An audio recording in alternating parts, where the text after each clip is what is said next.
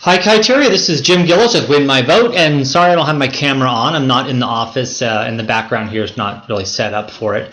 But wanted to talk with you as soon as possible and also demo for you Win My Vote. So Win My Vote launched in 2016 with the National Student Parent Mock Election. We built it as the online version of a very old established mock election that was going on since 1980. It's about 5 million teachers and students throughout the whole country, but it was all paper. So we ended up creating this online, sorry about that, this online version of the election. And as we started notifying a lot of the teachers, almost 100% of them wanted the online version because they all had Chromebooks and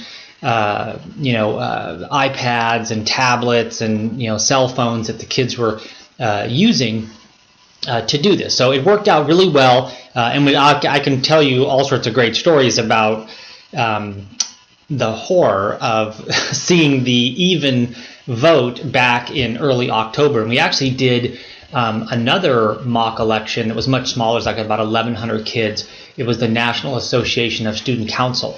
So this was 1,100 kids, all very gung-ho to change the world and get into government, and that mock election was very, very close. Again, very surprising. But what I wanted to talk with you about is that since then we've made a couple of changes, and we're allowing everyone to use this online ballot sort of like as a general public or like a social voter guide of sorts, and it's completely interactive. It's totally free. Voters can sign up with just an email address or social media account without putting any personal information in, just a zip code.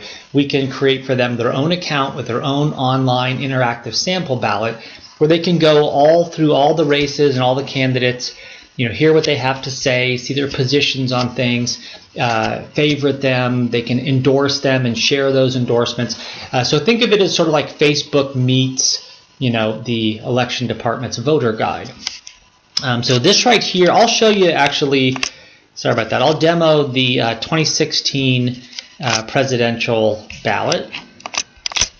And you can see here these little percentages. These are actually the percentages of votes. And this ballot that you're looking at here was one of the ones that we used for the student parent mock election that was in California, but it wasn't used by all Californians. It was used about by half or so.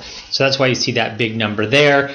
Although even in the mock election, Hillary won pretty handily in California. It was some of the other states that were surprising and surprisingly close. Even the ones that she won were surprisingly close.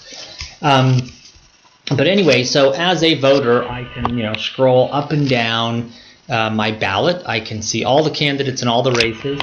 This right here, let me fix that for you real quick just to show you that as a voter, I sign up, and if I want to see all of the city council races and all the districts, I can just leave it open. If I just want to see mine, I would select that. The other ones pretty much map onto the zip code. If they don't, if there's an either or, you can select the one or you can go here and it'll take you to a nice map where you can decide what official district that you're in. But with that, again, it's pretty simple to do, and there's no personal information exchanged. And then when you're when you go back to your ballot here, and then you go to the local races, it will take you right to the specific races that are in your zip code, and then you'll only see the one district here. But this way, you can go all the way up and down the ballot and see all the different candidates. This one was favorited from a previous demo, but that's how you favorite a candidate. You click on the candidate, they move to that first position. It's nice and green here so you can see it easily on your cell phone. And then we also have all of the propositions as well as all of the measures. So what I wanted to talk with you about was one, making this available to all of your membership. And we have some features, one of which is called a trusted source. As a trusted source, the group would create a group page, and then they would go through and they would make endorsements. And as a voter, I would select your group as a trusted source, and then I'd be able to see all of your endorsements on my ballot. So again, we'll go back to my ballot. And if I wanted to learn a little bit more about each one of the candidates, I just click through to the candidate. I would be able to see all of the groups and organizations that I've selected as a trusted source. I would be able to see their endorsement right here. And I can scroll through those, and Ethan Behrman I like a lot. I'm surprised that he's endorsing her. You know, for he has a radio show in San Francisco, and you know, I thought he was a conservative, so I would go through and listen to that one. You know, the California Teachers Association. I was sort of surprised that Mark Cuban endorsed her. So you know, that's one that I want to listen to what he has to say. Leadership is not yelling and screaming and intimidating, right? Yes, he knows. Together. It's not, I won't share my plans or details.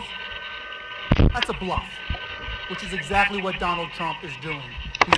And you know, so with that, I would then favorite this candidate, and then when I go back to my ballot, you would see that the candidates move to the first position, the nameplates turn green, so again, I can easily access it. Now, the up ballot candidates usually aren't that big of a problem as far as people remembering who they want to vote for and that type of stuff.